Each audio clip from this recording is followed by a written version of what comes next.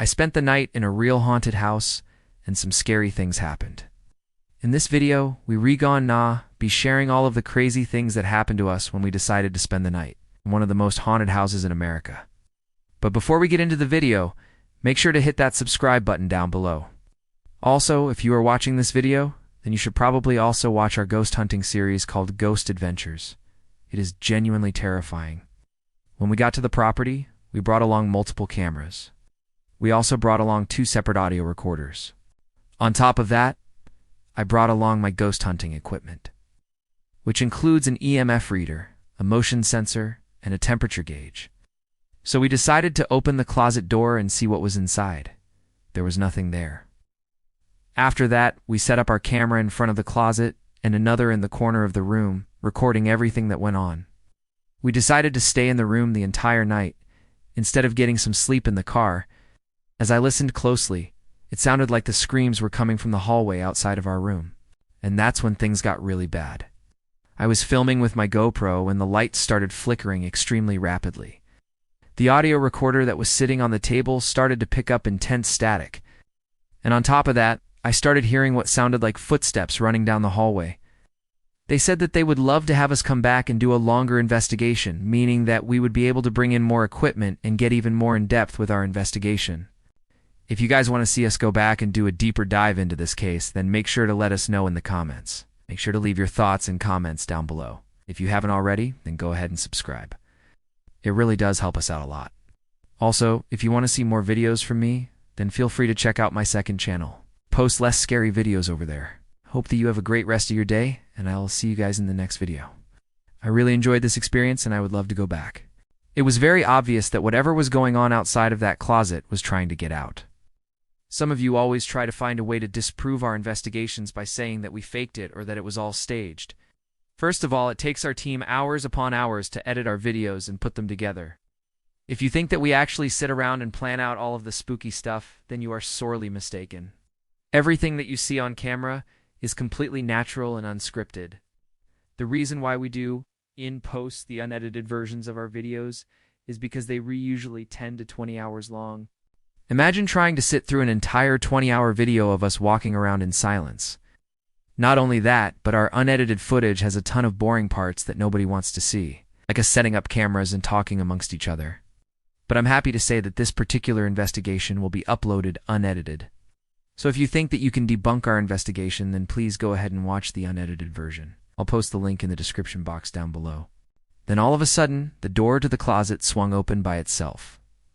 My heart immediately skipped a beat when this happened.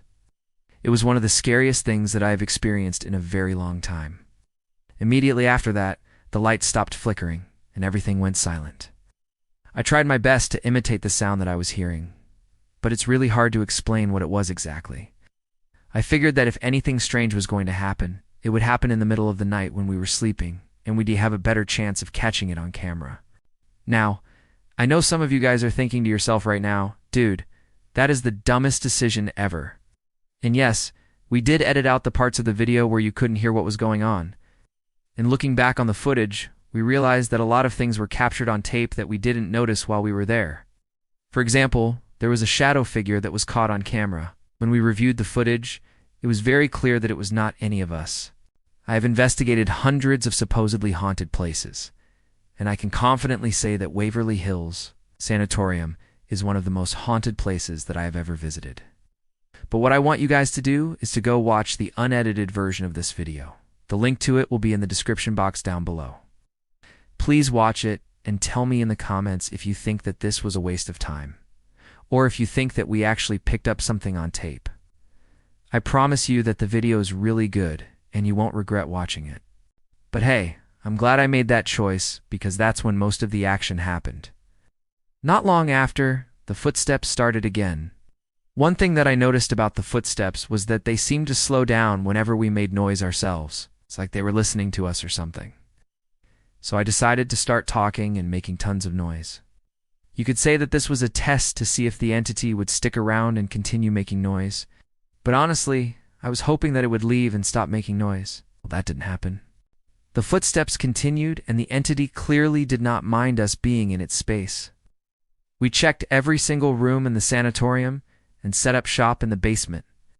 And although this may not sound like a big deal, it was because we had to keep the lights on at all times due to safety reasons.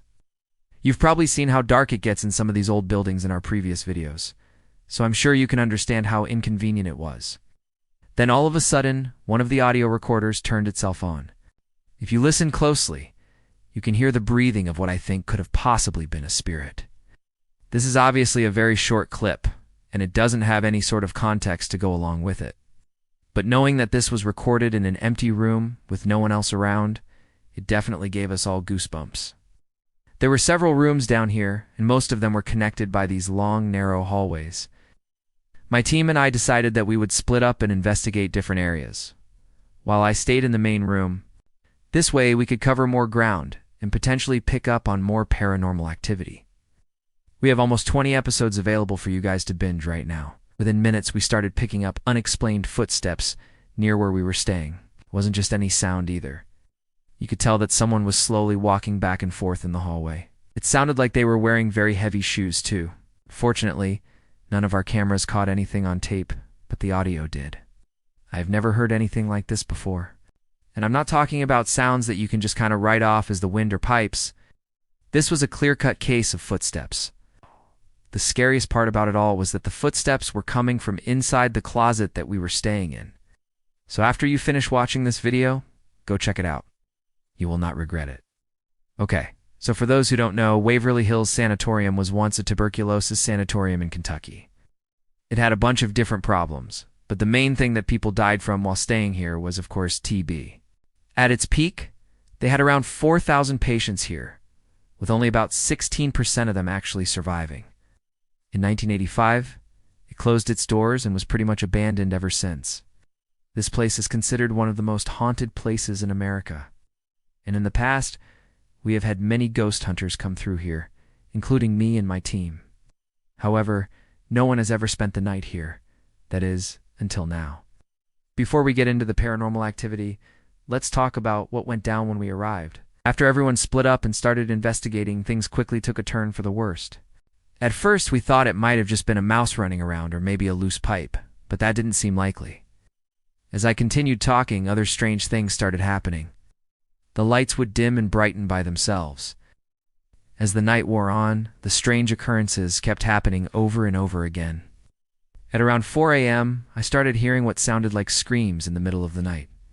These were not human screams either, were high-pitched and very animalistic. Now fast forward a little bit later at around 6 a.m., normally I try to be as skeptical as possible. As the sun started rising, we decided to pack up and head out of the sanatorium. When we posted our original video, we had a ton of people reach out to us telling us that they work for the company that owns the sanatorium. Now before we end this video, I need to address some of the skeptics out there. Alright guys, that's going to do it for this video.